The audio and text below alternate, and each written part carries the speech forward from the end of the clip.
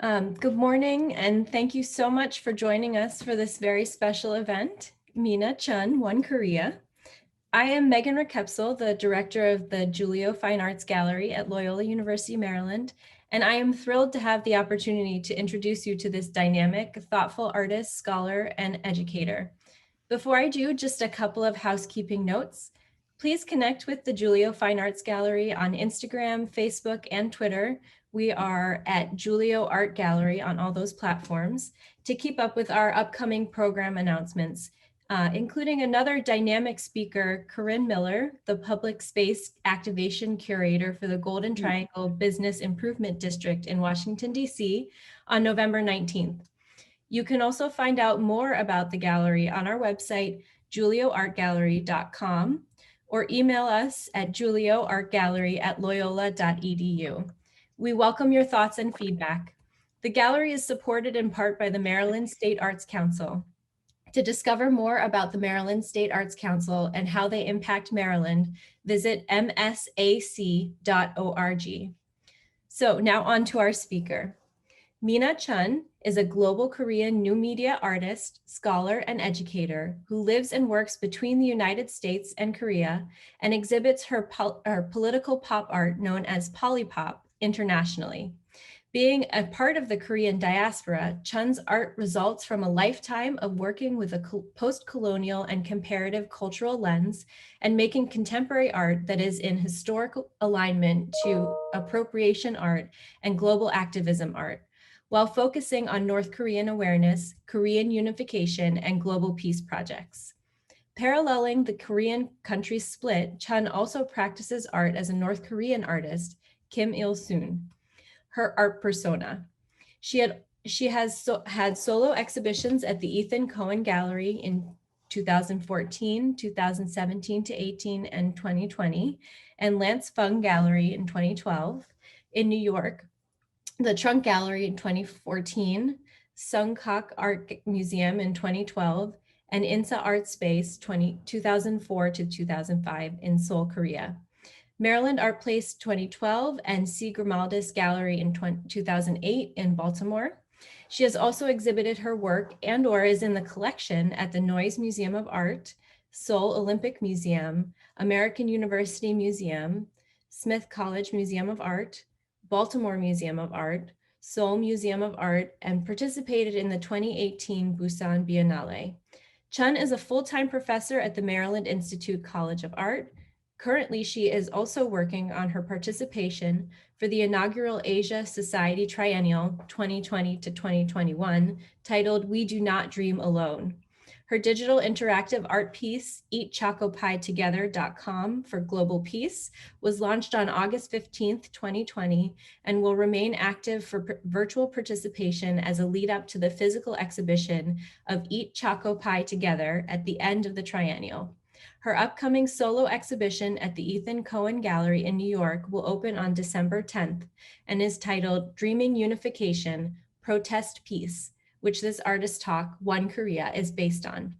While we cannot see your faces or hear your voices, we nonetheless encourage you to submit your questions for our speaker using the Q&A function. We will do our best to get to all the questions.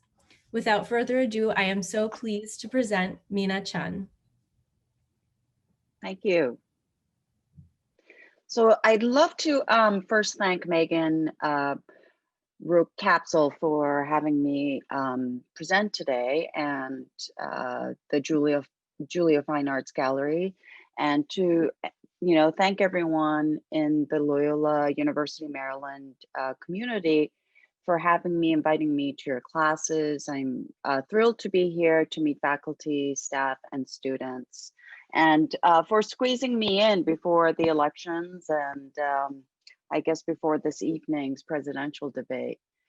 I'd like to just start, and I believe we have a little bit of time for Q&A towards the end, and I'm gonna just trust that everyone is seeing what I'm seeing. Here we go. So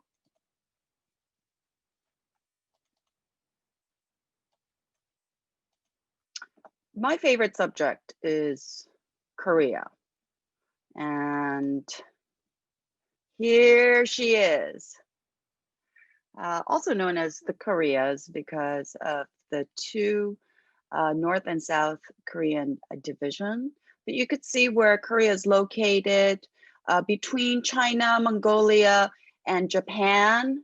And as a Korean artist, here's another map. As a Korean artist, my not only my favorite subject, but I sort of most of my art has been in dedication to Korea and the Koreas.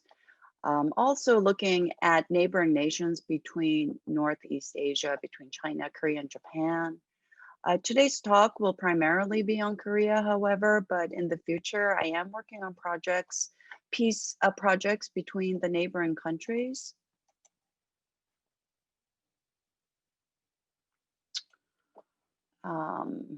And I'm very interested in contested sites, and I think being Korean, more recently I've been using global Korean or just Korean rather than Korean American, because I think the Korean American experience is very different than possibly someone who sort of traveled in and out of Korea growing up, and also being able to still have a life in the Korean society, making connections and communication with North Koreans through my art, and then also be able to live and teach in Baltimore, to work in New York. I definitely have great honor and privilege to be able to gain a comparative lens by being able to move around different places. But this is my studio. It's in Baltimore. It's in a building called K-Town Studios near a lot of the Korean restaurants, and it's near Micah where I teach. You could see, you know, I have multiple rooms with different projects going on. I have a little wall to place different ideas or recent shows, publications. It's a movable wall where I have things moved in and out. Um, every project has different, whether it's a team or different look within this space. I would clear everything up in order to do one project, clear it all out, put another kind of, you know, mini exhibition or installation when people visit. My world is known as polypop, which is an abbreviation of political pop art. Certainly, I'm not the first artist to make political pop art, but the way that I'm trying to intersect, you know, heavy political content through a kind of new media theory, post-colonial studies perspective, and at the same time, make art that's more accessible to the audience or the public. I try to make it look on its first appearance fun, um, you know, possibly provocative, but more eye-catching and sweet as a way of entry before the layers of the complexities of histories and cultural conflicts are sort of appealed and considered.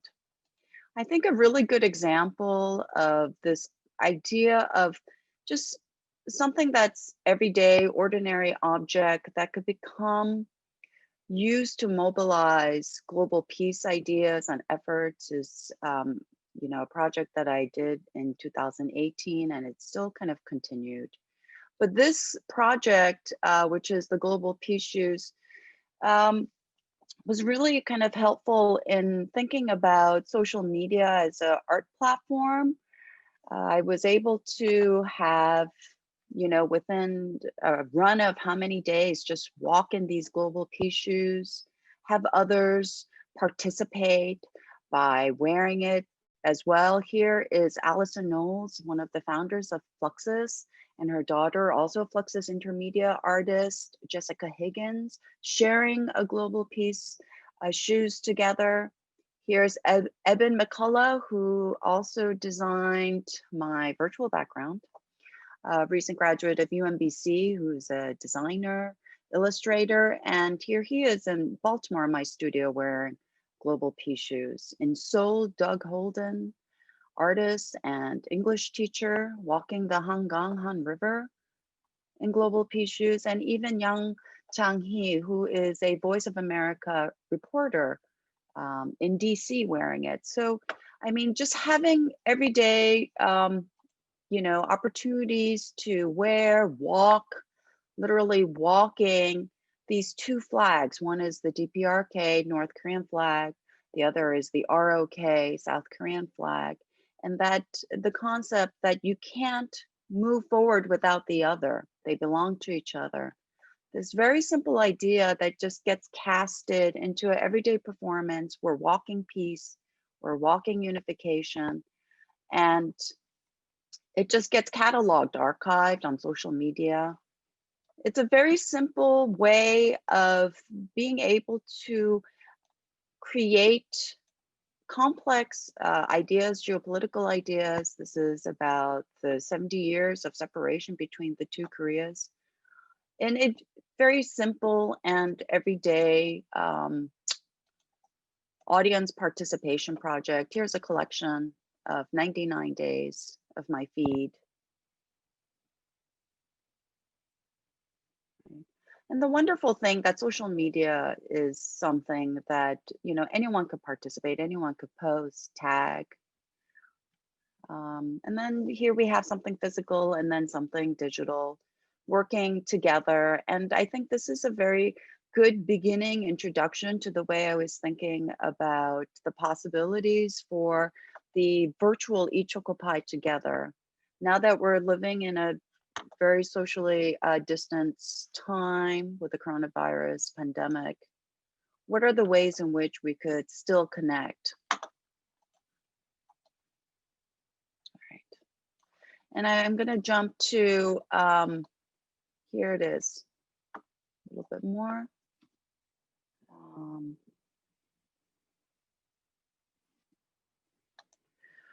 But right now, here is the ichokopaiTogether.com. It's just a website.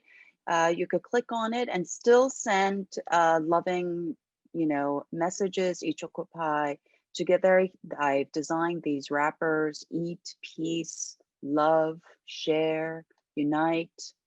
And basically, by being able to send one of these select chocopies, you are sharing your love and a custom message. It's a way of staying connected. But when we first launched this, one of the things that we were able to do is, highlight how over there within the Koreas, call for unification reminds us to call for unity over here, because the United States is also, there's so many different ways in which we are divided in our own country here.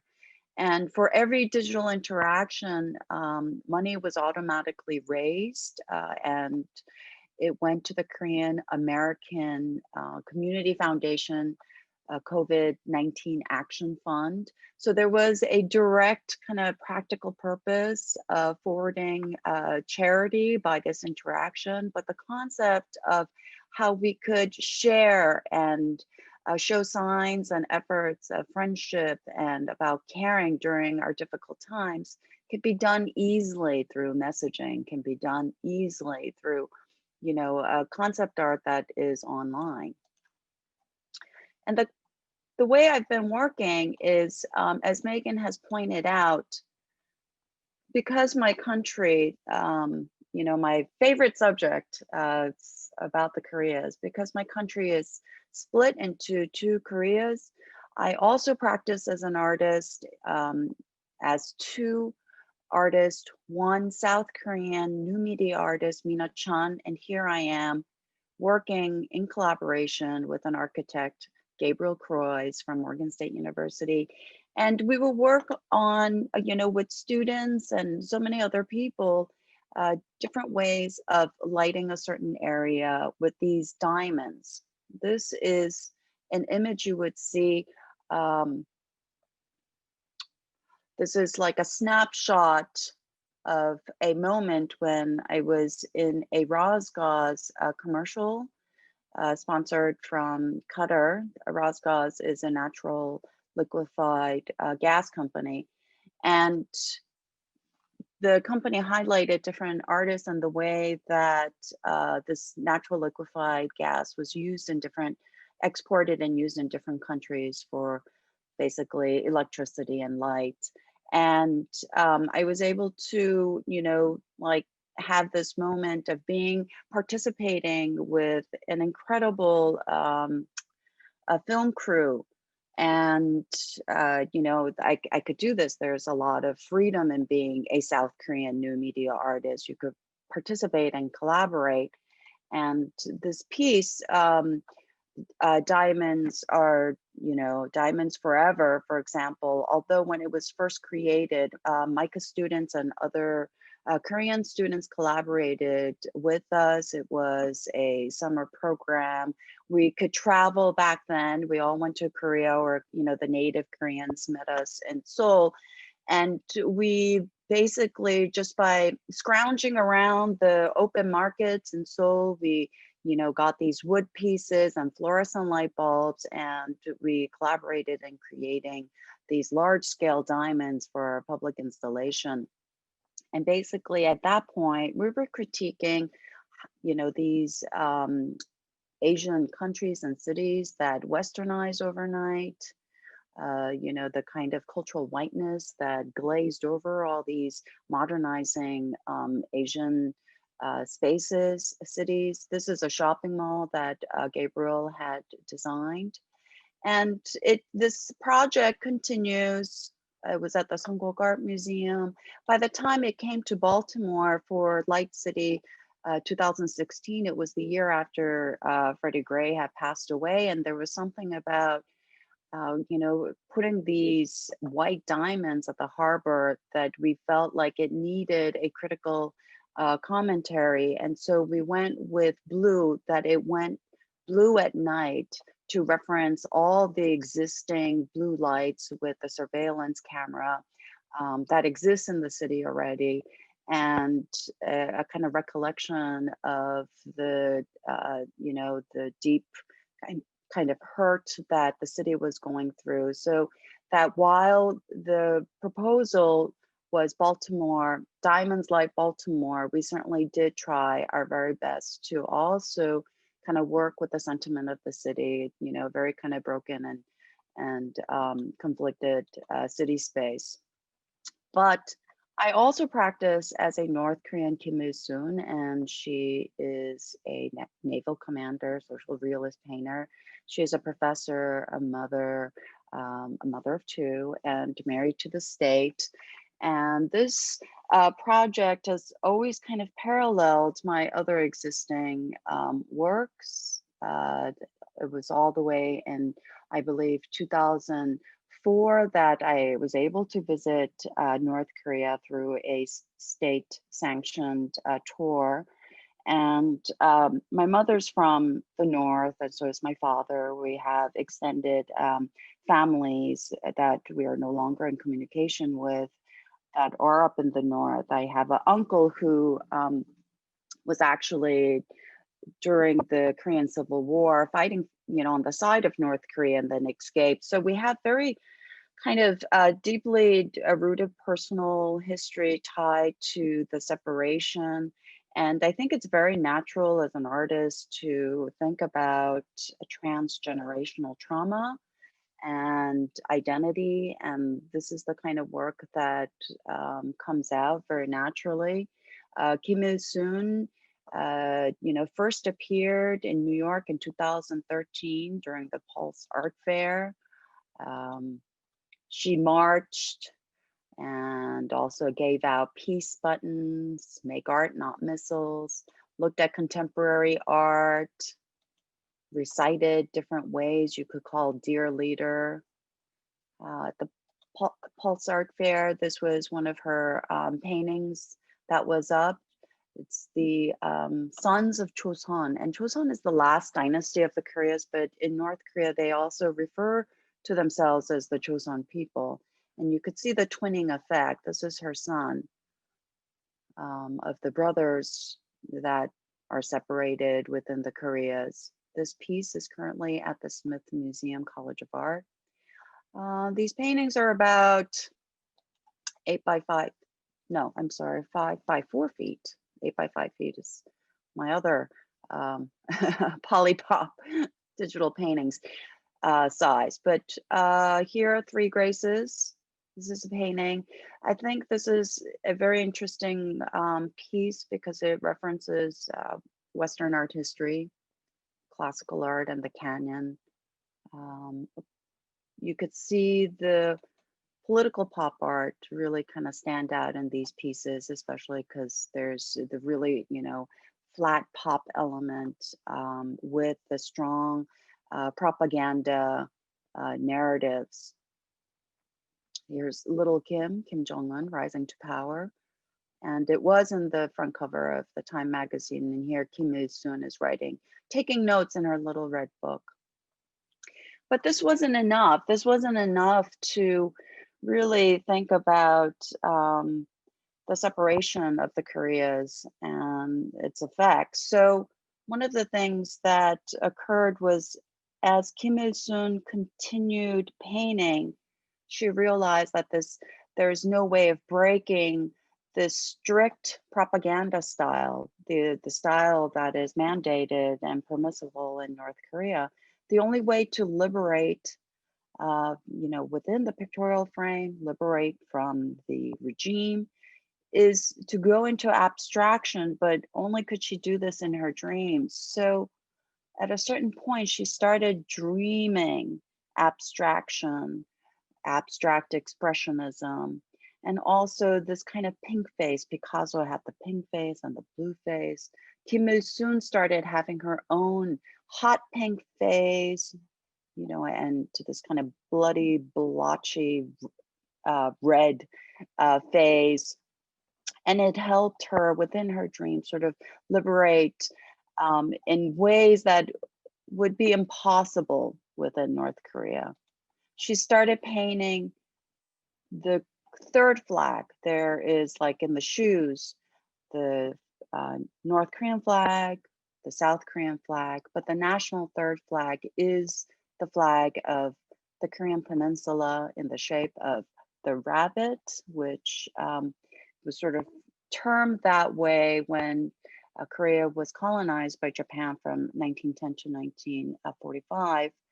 But then Koreans, with the rise of independence, would say actually we're more like a fierce tiger and not a scared rabbit. And this, it's like a figure. I believe that the country, when you look at it in cartography terms, it would have boundaries and borders. But there's, by creating and this concept of thinking about it as a figure, the country becomes more alive. It is not just a physical location, but it is about our spirit. It is about the people. And certainly, no matter what the situation is in terms of politics, North Korean people have the same human rights as everybody else. The citizens should also be able to communicate. And so this channeling of, calling on unification and for peace within the peninsula has been one way that Kim Il-sung has been able to communicate and channel and share her dreams, her desire.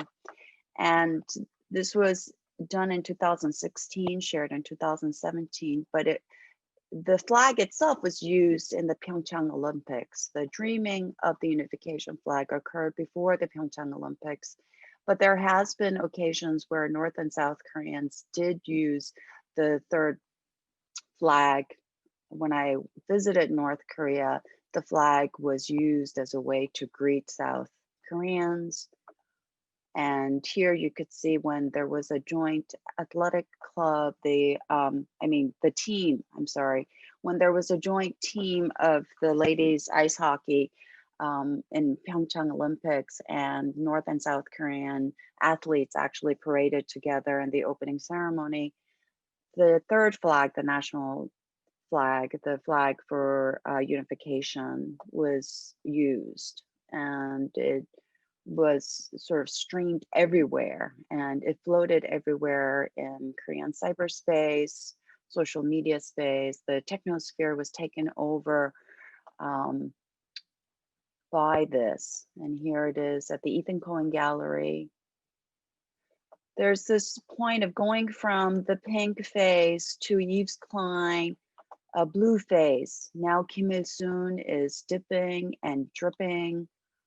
Her paintings, Yves Klein's famous IKB, is known for being spiritual. It's a very deep ultramarine blue, and it resonates. It goes from the cerulean blue to the deep blue.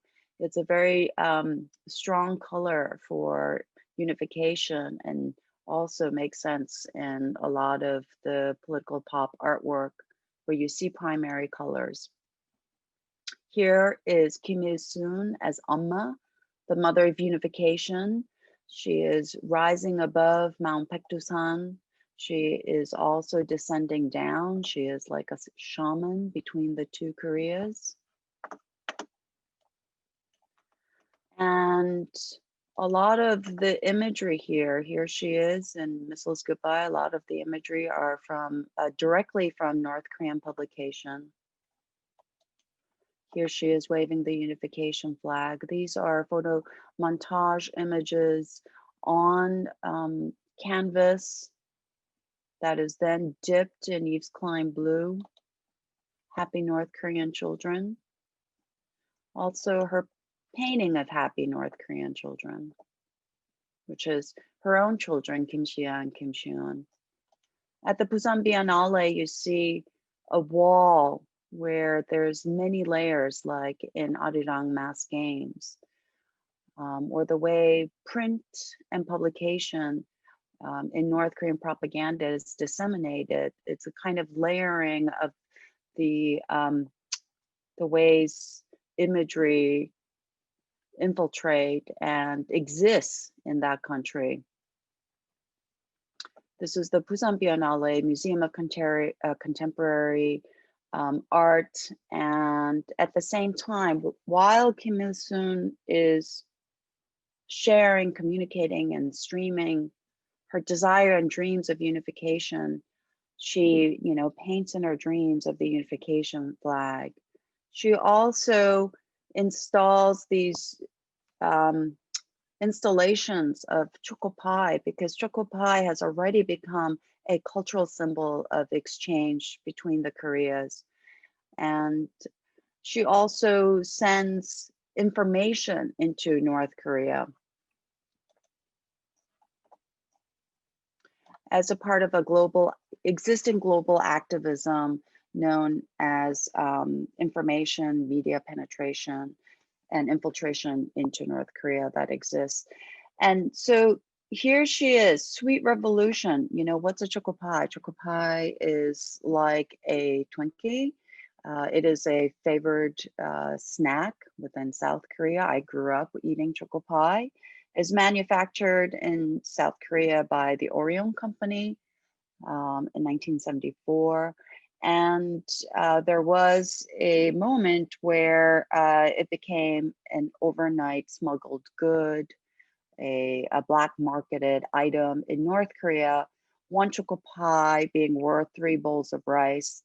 And South Korean activists would send thousands of choco pies over the DMZ in helium balloons. And it just has become this very important cultural consumer, snack that symbolizes great love, friendship, existing communication, and possibly communication that is still very rocky between the Korean governments.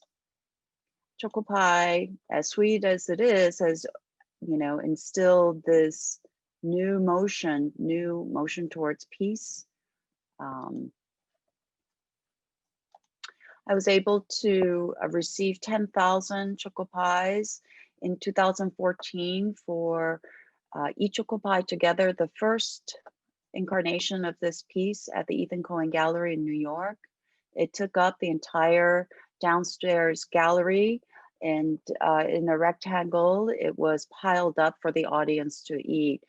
Part of this project was for the American audience to understand that there is existing love between the Koreas. It's not all about North Korea and the nuclear power and starvation and the flooding of North Korea, that I wanted to humanize the stories of my experience of being Korean, and also for the Americans to be able to taste North Korean desire by eating the choco pies. Here's Mr. Ethan Cohen, Fluxus artist, Jeffrey Hendricks. Here's a day of celebration of children coming out and eating choco pie together. For the Busan Biennale 2018, it was a moment where, because it's a 3-month exhibition at an international scale, we needed at least 100,000 choco pies. And it took many days, many people to install a stack of choco pies.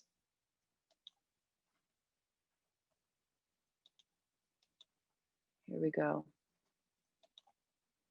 So that the audience, this piece was dedicated to the North Korean defectors in Korea as well as the world. The audience could, through eating of choco pie, be able to heal, share, consume love, happiness, peace. And this is a great scene where it was mobbed by the middle school students during lunch hour. They came to eat as many choco pies as possible. And even the South Korean President Moon Jae-in came with the First Lady Kim. And this was the day before they jetted off to their historic visit in North Korea. And over the days during the exhibition run, people will come and eat. And this time, rather than it being a square installation, it was a circle. This was the last day to symbolize unity. I had designed these see-through acrylic wastebins that could stack up like totems. And this was gifted to the Orion Foundation that had sponsored my exhibition with 100,000 choco pies. In the same exhibition space, you would see these videos that I've been able to, with the support of North Korean defectors organization, send into North Korea as a kind of direct channeling, a direct communication method. At the Ethan Cohen Gallery for the last solo exhibition, you could see the various motives that describes North Korean scenery, from the fantastical, nostalgic nature to the mass games, arirang, artificial kind of machinery of the state, to downstairs where these notel players that is known as the kind of foreign media players that is used in North Korea, that house the 10 video art history lessons that is being taught by Professor Kim, who is an extended Kim Il-sung professor, teacher. And this is the way that people would see it in North Korea in their homes. And as a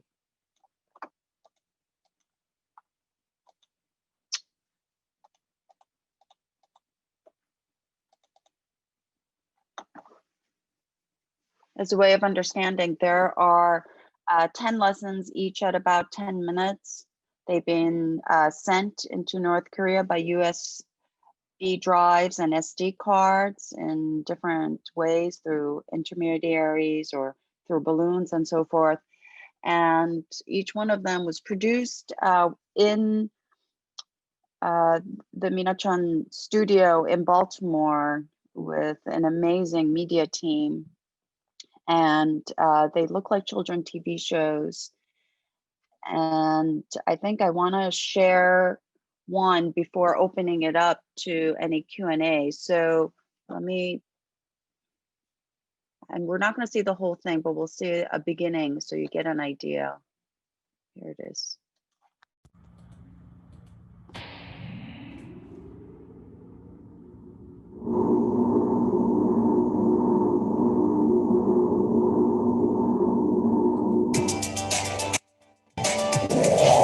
Hello, my name is Professor Kim, and I am here to teach you art history, lesson 7, about remix and appropriation. During ancient Greece, did you know that art was considered something to show the truth through imitation of real life? Through imitation of real life, truth was art, and art was truth. You would show what you saw exactly the same like a mirror. And it was called mimesis, and it was about the truth of what you see. Today, everything is copy of a copy of a copy of a copy. We live in a time where the culture is known as remix. It is like remixing music, sampling sound from here and there with different kinds of music and beats. And you see, even in the cinema, there's films that copy other films frame by frame. So no longer is there original truth through mimesis and representation. It is all appropriation. With appropriation art, there are many artists who also copied other things, like from different time periods, different styles, and even different personalities. And they are known as art personas, or characters, or avatars.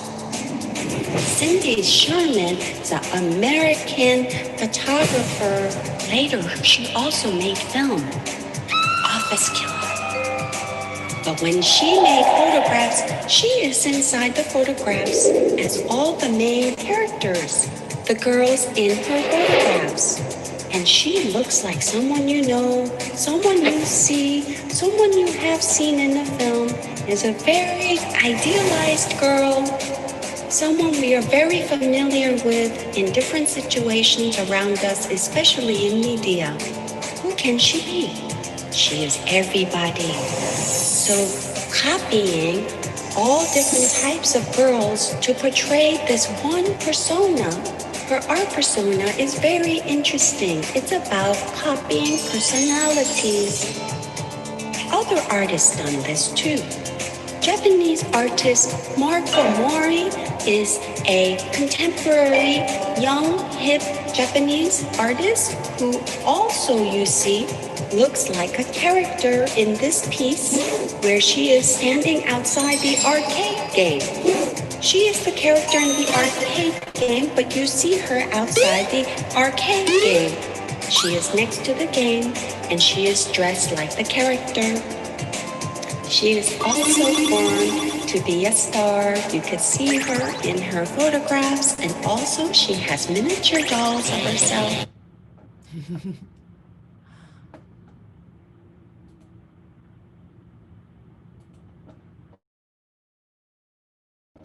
I'm back. So I'm sorry I just like cut short there. I'm sure when I'm visiting the classes, you could ask if you wanted me to show a little bit more of the video.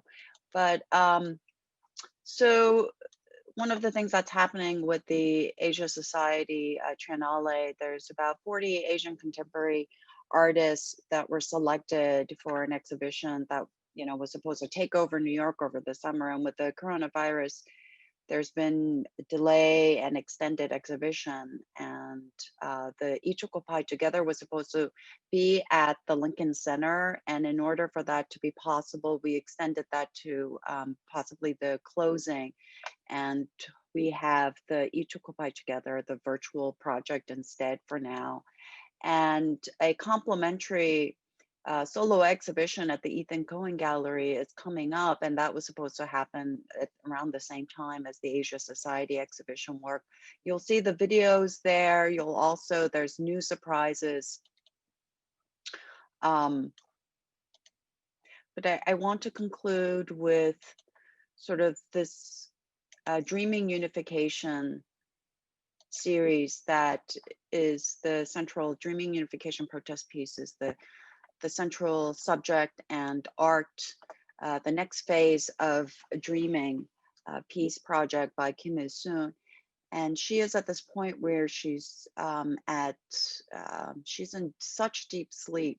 And I think she does her most creative and productive work in her deep sleep. So she is dreaming the unification flag. They are all stencil protest work. This has never been publicly shown. Here's the one that we use for One Korea Today. They all have pretty extensive titles, but as you could see in her deep sleep, she is kind of embracing this other language, right? The language which we know, not just in street art or graffiti, but really a lot of it in this kind of immediate protest, tagging and signing, and these are each 40 by 60. They're in deep submerge in the ultramarine blue, and a kind of meeting of Eastern and Western artistic styles. Here's Sumi ink with spray, and Sumi ink is most revered as a kind of in North Korea, using Eastern painting technique and the Sumi ink or Indian ink on Korean traditional paper hanji. And here you see them in a kind of clashing form. Here we have it's the storm of unification, or the storm before unification and peace. This is possibly the best way of thinking about our state today, State of the Union. So I think that's it from me for now. Great, thank you so much. That was amazing. We have a couple of questions that have come up, so I think we can just dive right into those. Okay. The first one that came up is 75 years is a relatively short time for the Koreas to be separated as sovereign states, given the Korea's history. They share language and culture. What are your thoughts on the US military base presence in South Korea and how this impacts the possibility of the unification of the Koreas? Okay, thank you. I was just like going through, like I was calculating how many years. 1945. The Civil War was 1950 to 1953. Can we just do a check on that? And that was the Koreas were already separated before the Civil War, and definitely Korea exists not only as a post-colonial state country, but as a kind of, it's a relic of the Cold War. I believe the Cold War exists today, and it is demonstrated by the way the separation exists in Korea. So Korea really is interdependent and exists with these larger power relations. The US is definitely the kind of ally that has presented and taken over South Korea and represents South Korean, not only the, joint military, but, continually, even just culturally, there was a whole period of American sensationalism any American good was better than anything else, to the American, not only the military, but anything related to the United States of America being critiqued. If you look at post-war artists, the two kind of main strands of modern art within South Korea, one, could be considered tansekwa, which is like an adoption of the very abstract work that was coming, that was being exchanged sort of from America, Europe to a lot of different countries. Tansekwa is the monochrome art movement, but then there is the democracy art movement that a lot of the Minjung artists, which is democracy art, were working against American presence and considered it American imperialism.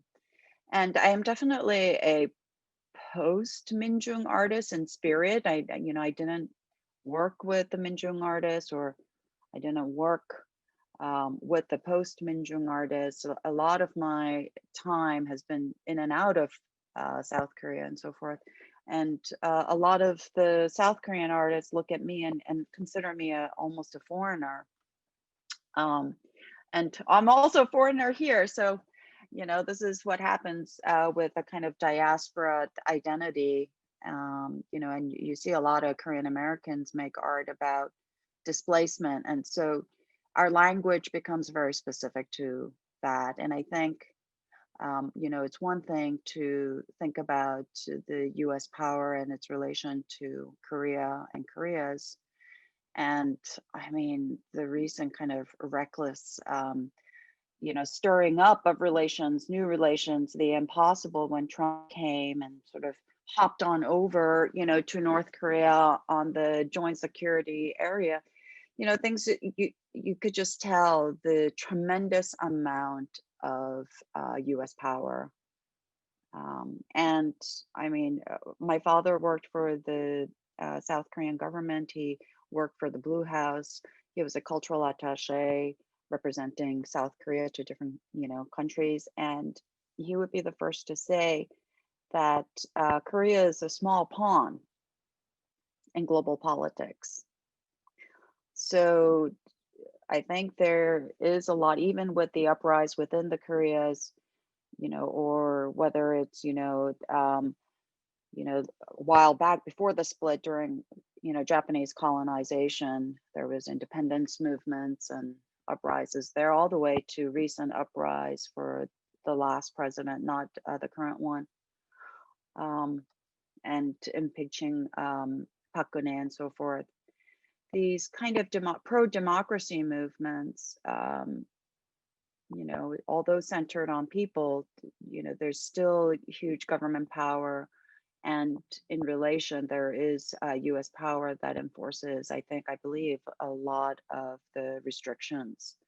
So in a way, right, it's a cooperation that needs to exist, not just within the Koreas. It's a global affair. And that's why when I do my work, I always say it's about global peace. Peace over there really resonates, and a possibility of peace globally. And also we're talking about peace over here. Yeah. Great, thank you. Another question came in, said, thank you, Mina, for this fantastic presentation. Your work moves fluidly through a variety of artistic practices, pop art, performance, relational aesthetics, new media, etc. Can you talk about both the challenges and the opportunities that emerge from this multifaceted approach? Okay.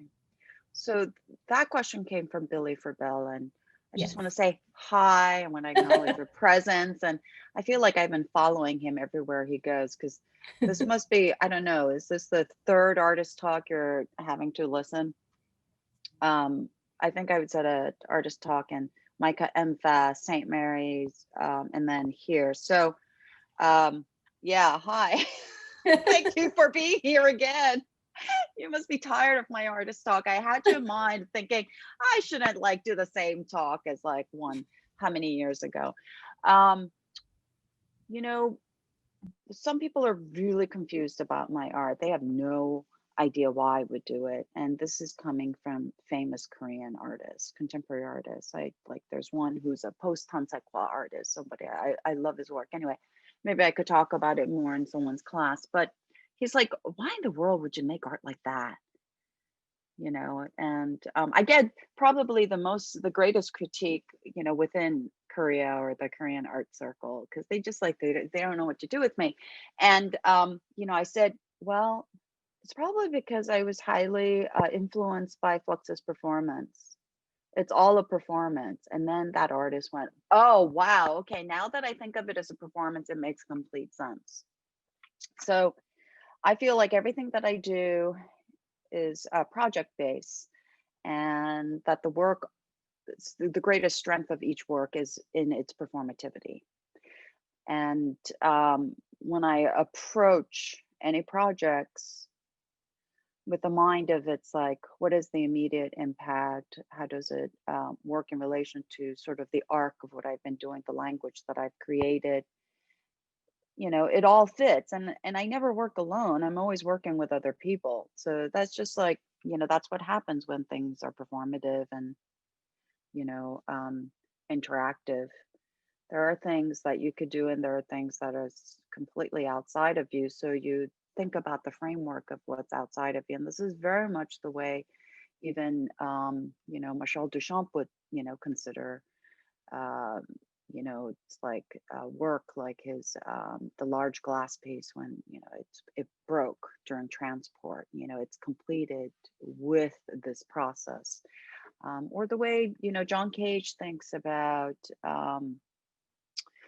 the concept of a chance operation, that the chance is, you know, done through a kind of operated mechanism that you set the parameters. So I think with every project, I definitely think about the parameters, the limits, you know, everything from a budget, scale, venue, you know, the kind of the bare bones stuff, to a kind of elastic approach. You know, what is this like? What is the possibility here? And what are all the possible variables that could come into play? And how do you like include that in ahead of time? So I think the Chocopai, the 100,000 Chocopai installation at Busan Biennale is probably one of the more difficult ones. Sending the videos to Korea was not easy, and that kind of effort continues. And for each one, I think you definitely need to focus on all the parts at play, all the people involved, and time. Time is a huge factor that I think people don't understand. A lot of artists could make use of time better, but you work it so that the time is on your side rather than working against you. There's a lot of kind of editing on site that is based on experience. And I think all experience is good related to art because it helps you in your next project. So one of the things that I try to have my students understand is that every assignment is an opportunity. I'm not the first person to say this, but it's a reminder why anything you do matters. And it always helps kind of develop your history, your experience, and your kind of toolkit of being able to mobilize or maneuver, you know, different aspects of different projects, whether it's a solo exhibition to a large installation, or, you know, infiltrating media to the kingdom. Yeah. Great, thank you so much. I was interested in when you started saying that, you know, sending the videos in was a really difficult process. And I'm curious just within this, what you're saying about having the parameters and the limits, and then sort of having the flexibility within it. To what extent do you know what effect your work has had in North Korea? Is there any communication coming back about what you've sent in? had the fortune to hear from the support that I've had, the assistance that I've had from their North Korean defector organizations in South Korea, and they've had contact that the videos were, viewed. So they reached North Koreans. It was very much liked. They learned a lot, so I've gotten some feedback. I've also, in the sort of Asia Society Triennale, you'll see the next level of communication, which I call synchronic communication, very much about the way we have to teach and learn today. But there is asynchronous communication occurring at the next level of work. And I will be able to share that, a little bit of it, in the Dreaming Unification Protest Peace exhibition, and like a big dose of it for the Triennale exhibition Part 2, which is opening in March and goes till June at the museum in New York. Great. Yeah, when I say the kind of the difficulties I've had, there was the war of the words between Trump and Kim Jong-un, when I was about to have my solo exhibition. And that actually affected a lot. That affected who was supporting my work. That affected communication, to be able to send things over. Like, it's just, sometimes the censorship comes from the immediate circle, those who are supporting you, those who are your advisors, right? And it had a lot to do with what Trump was saying. Like, if Trump was angry, then, people got scared. They got scared to support my work. Yeah. Yeah. And it continues. Yeah. Yeah. So there are just two more questions, and we have just a few more minutes. So the first is, what is your research process like, and how do you decide what form it will take? Should we do both of it together, and maybe I Yeah, could let's do it respond? together. Yeah. I think, Okay. yeah. So then the second question is, well, first, thank you for this great talk. And do you find that you get different reactions from your work from Koreans versus global or diasporic Koreans, particularly around the criticism around whiteness that is pervasive in so many Asian countries? Wow, that's a lot there. Yeah. Definitely the audience reception is different between circles in Korea, general popular, just sort of like, mass media in Korea, and here in the United States, different circles here, and people's reception change. So at one point, when I first started showing this work, I wasn't allowed within media. They couldn't shoot any works of mine because the wall was red, for example. But now, when I did the choco pie, it was on every media outlet for a time being, and like, I don't know, people sort of knew my work or knew my name, or the choco pie lady or something. Right. And then the critique, I think it really depends on where, like, which lens the work is looked at.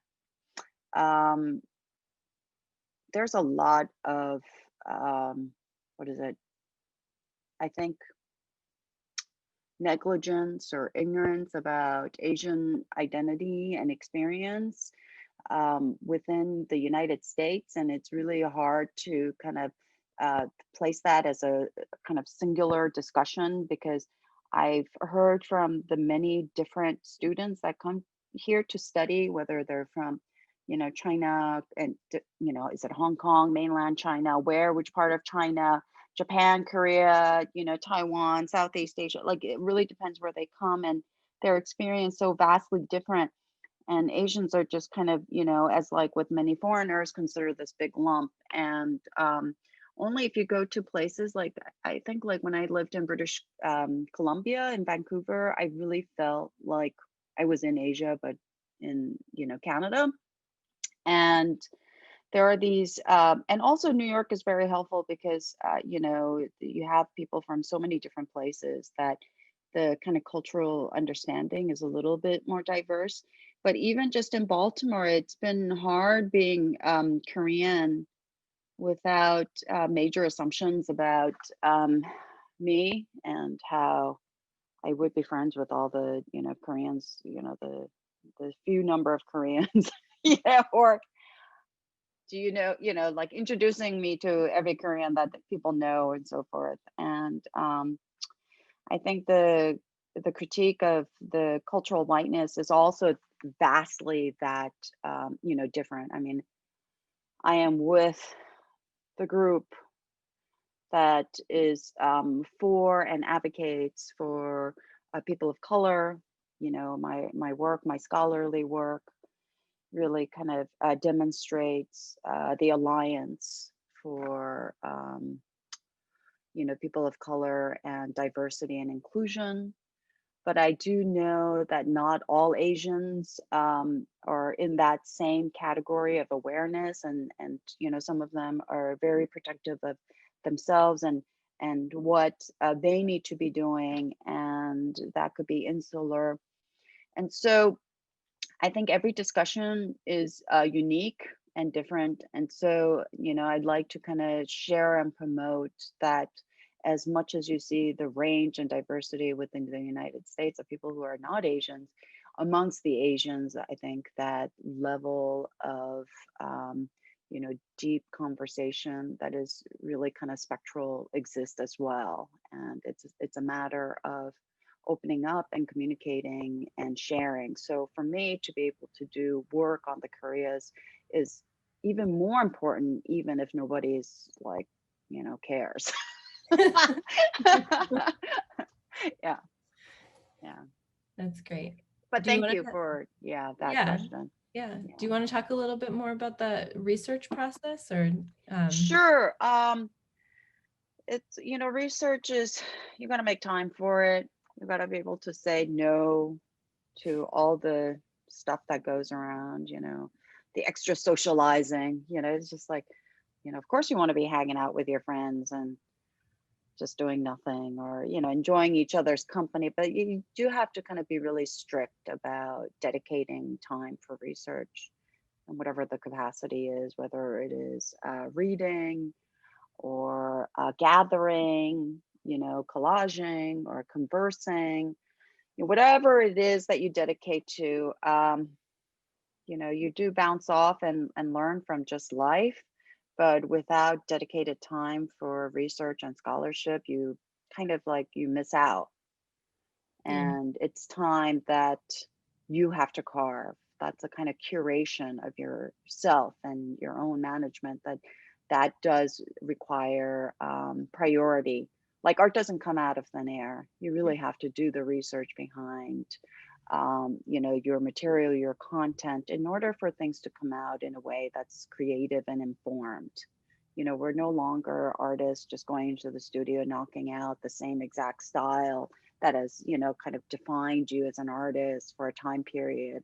You know, it's not about your whole entire life career, just making that one single expression. It's, you know, the language has become so diverse. Every artists go through so many different experiences and processes and different periods that I think research and concept and ideas, for me at least, is a priority. So I have to make that into a priority. And for some people, process is more of a priority than the, you know, the concept and so forth. Then they actually research the process, right? So Yeah, that's a great reminder of what you were saying earlier, that the time is such a huge factor and you have to make the time work for yeah. you. So I just want to thank you so much for this amazing talk. And I wish that we were all in person and could clap for you. But thank you so much for joining us. And thank you all for joining us as well. We hope that you got a lot out of this. And I know that I did. So thank you again. Thank you.